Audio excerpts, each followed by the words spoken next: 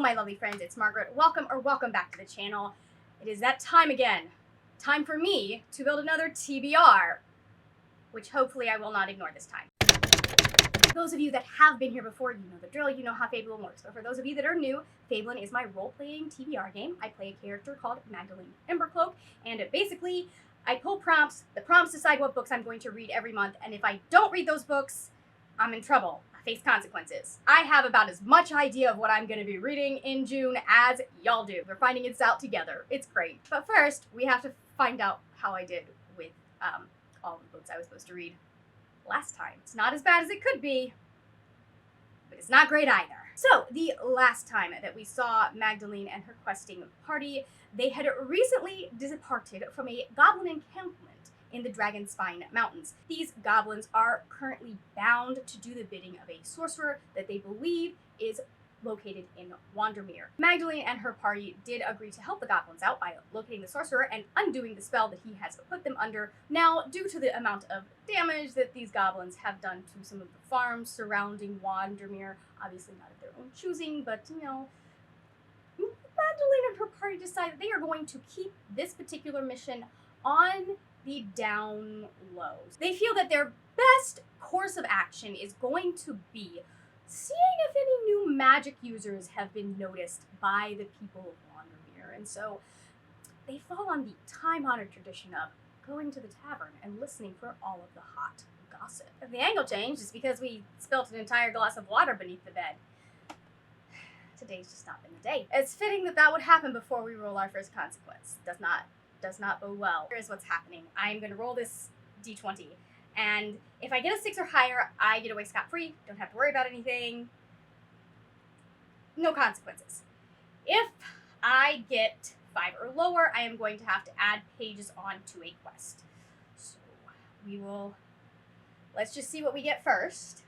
Oh god, that's a 1. That's fine. That's fine. I am going to need to roll a d20, and then that times 10 is how many pages I need to add to a page count quest. Something that involves a page count. So that was completely outside of the, and it was still a 3. We're adding 30 pages to the page count of something. Don't know what, but we're adding 30 pages. As you might expect when you're in a rather large city and you don't have much to go on except sorcerer, it's not quite as easy as our party would like to think to get gossip about any new magic users. There's many new magic users coming into Wandermere on a daily basis. Our party visits several taverns, but alas, they come up completely dry for information. And so they go to the next best place they can think to hear some good gossip, and that is the market. In the market, they are met with a little bit better success. They hear of a merchant that has recently come to town selling magical trinkets and cure-alls, and that piques their interest. Even if this isn't connected to their goblins, it does sound slightly suspicious. And so the party does decide that they're just gonna go and check out his shop, see what they can find, see if there's anything suspicious that raises any red flag. Our party comes upon his shop just as he is stepping outside, walking up, and seems to be going somewhere. Now that might not mean anything. This is possibly the perfect time to search his shop to see if anything weird happens to catch their eye, but after a very quick debate in an alleyway, our party decides that they are going to follow this merchant and see where he goes. They follow him through the twists and turns of Wandermere's alleys until, rounding a corner, he's no longer there. And here is where we come to our second consequence. So for this quest, if I fail the consequence roll, I will have to read 2 books of my chosen genre, which is science fiction, next month instead of just the 1. I don't have a lot of sci-fi up there, so I don't know how we're gonna do that.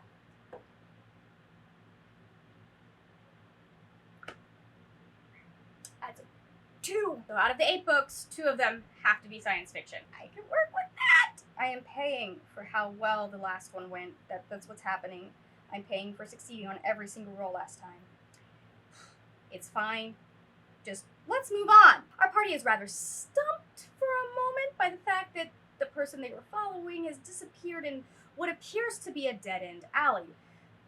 But these are adventurers. They know that appearances are not all that they seem, and so they start scouring this alley for clues. Perhaps another party with a less skilled thief would have overlooked the slightly discolored brick near the wall. But our thief sees it, and, as many adventurers are wont to do, decides to poke it. See what happens. The wall in front of them slides aside, and they see a stairway leading them down into darkness. They follow the stairs and find themselves in the sewers of Wandermere. Not the most pleasant of places to find yourself, but it does narrow down the amount of places your quarry can go. Our party picks a direction and starts heading into the sewer. As they travel along, they start to hear noises ahead of them, and they think, perhaps our quarry is closer than we thought he would be. They find themselves approaching a place where other sewer systems seem to converge into one sort of central hub. And as they edge around the room, they don't see anything at first. And then something drops down from above them into the muck at the center. Some sort of humanoid reptilian creature. And that's when the party looks up. They are in a room full of these lizard folk. And here we come to our final consequence. The consequence for failing this quest is that I will, once again, need to add another science fiction book to my TBR. We are literally, there is not that much science fiction on my TBR. I don't have a lot. It's fine. It's fine. Maybe I'll just read all of the Murderbot books. Alright, here goes.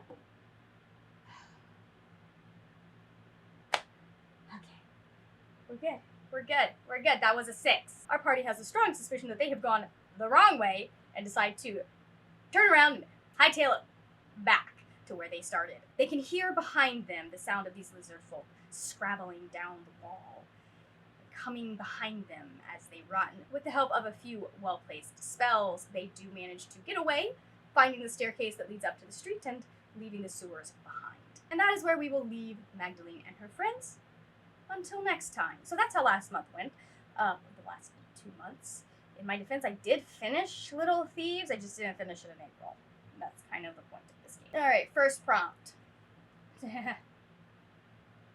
Night at the Tavern. Read a book that was the group book for a book club or readathon. But I don't think I have many of those. So I'm super behind on this read-along. But we're going to go to the next book in the Course of Dragons series, which is The Name of All Things by Jen Lyons. I read the first book in April. Yeah, I think in April. Something like that. There's a vlog where I read it. That vlog will eventually see the light of day. I was intrigued, very interested in what she's doing with the world, so we're going to go ahead and go into book 2. I know book 2 follows 2 completely different narrators, so I wasn't really, in a hurry to get to it, but it fits the prompt, and that's what we're going to do. We're going to go in for prompt number 2.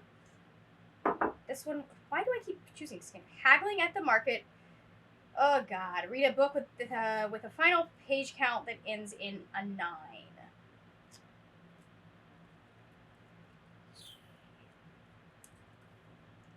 Why would I do that?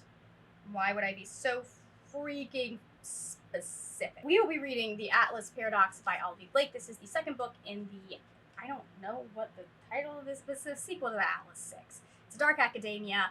I'm 100 pages in, and I need to finish it. So this will hopefully give me some motivation to do so. I should read out what consequences I will be facing if I fail these quests, by the way. So if I don't finish Name of All Things, then I will need to add pages to a quest. The number of pages is equal to a d6 times 10. And then if I fail Haggling at the Market, don't read Atlas Paradox, I will have to start the quest over from the beginning with a new book. Joy. Joy. Joy. I have so much fun coming up with the ideas for this. And then we sit down and I realize that I actually have to do the things. Fine. Just having an existential, that's 2. I don't want 2. Having an existential crisis. Let's see what this one is. Traversing the countryside, read a book with a map in it. If I fail this, I have to add pages to a quest. This has a map in it. So we're gonna read The Cruel Prince. I'm mostly at the beginning of this book. There we go. That's a book I need to finish. Can you tell that I've been trying to film this video for like 3 hours and I'm just done. Moving on to prompt number 4, which is going, again, trying to get 2, which is going to be hired by a titled noble. Stop being difficult. Read a book with a name in the title. This feels like a conspiracy. The consequence for this is add pages to a quest. 3 out of 4, like 1 time, it's just 1 time. 2 times is a coincidence. 3 times is a conspiracy. I'm going to be reading Ophelia After All by Raquel Marie. Going off of what I remember from what Raquel has said on Twitter, this is about our main character, Ophelia, and she like has the perfect prom set up, and then her boyfriend breaks up with her. Oh, my receipt is still in here. Her boyfriend breaks up right there. She kind of loses her perfect prom, and then she starts to have feelings for one of the girls in her class. I feel like this will be a rather fitting read for the month of June. I'm excited. Raquel has been talking about this for forever. We know each other because we're both part of the sad Bellark Phantom. This is going well. We've only got 1 chunker so far. Hopefully the change in lighting won't be too drastic. Let's not. It's been a day. It's been a day. So, where were we? We're on 5. Going undercover. Read a book where the author uses a pseudonym. If I fail this quest, I have to roll with disadvantage on all consequence rolls next time. That's not very hard.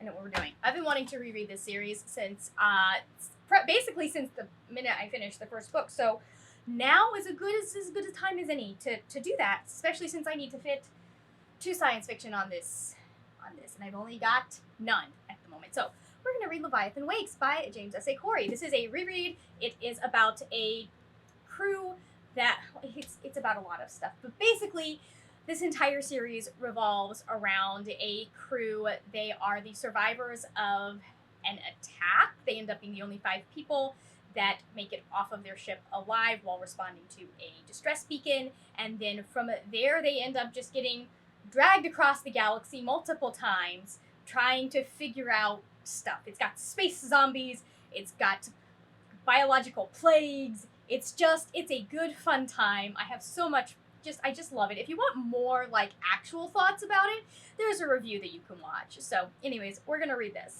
So that was 5. 3 more. 6 is going to be Run In with the Criminal Underground. Read a book with a deceptive, again rolling with the disadvantage in all consequence rolls. I am not making this easy for myself, because how am I supposed to know if the cover is deceptive if I haven't read the book? This is going to be a little bit of a stretch. It's fine. It's going to be a little bit, but you know what? Stretching is good for you. I'm going to read Rogue Protocol by Martha Wells. It's the 3rd novella in the Murderbot series. Here's my thought process.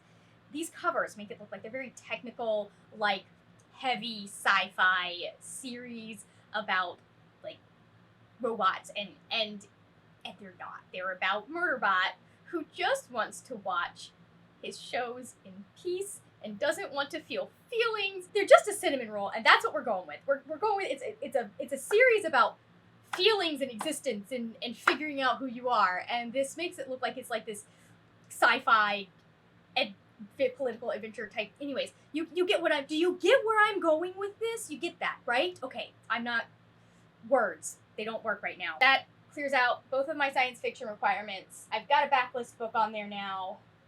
I need one that's at least 200. I've got a couple that are at least 250 pages. 7 is gonna be that one.